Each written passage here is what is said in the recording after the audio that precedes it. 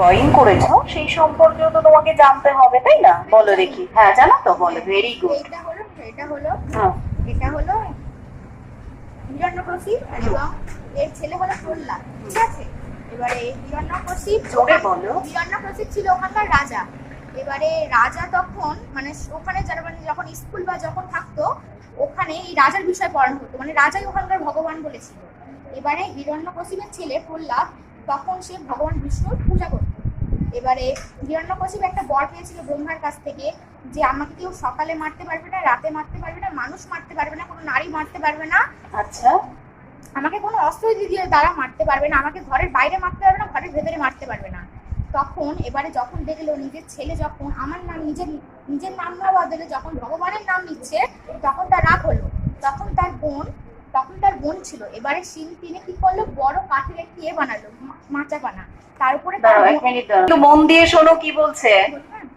তার এবারে মাচার উপরে এই যে হিরণ্যকশিপ ওর বোনকে বসিয়ে আর হিরণ্যকশিপের ছেলেকে বসালো। এবারে তখন জ্বালিয়ে দিল। এবারে যখন হিরণ্যকশিপের ছেলে প্রহ্লাদ যখন ভগবানের নাম নিচ্ছিল এবারে তখন জ্বালিয়ে দিল, ভাবলো ওনার ছেলেও মারা যাবে। কিন্তু দেখলো যে হিরণ্যকশিপের বোন মারা গেল কিন্তু ওনার ছেলে মারা গেল না।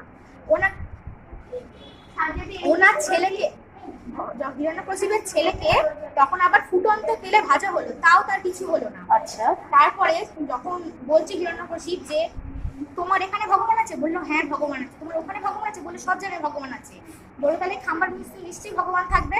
এবারে তখন এই খাম্বা ভেঙে এই ভগবান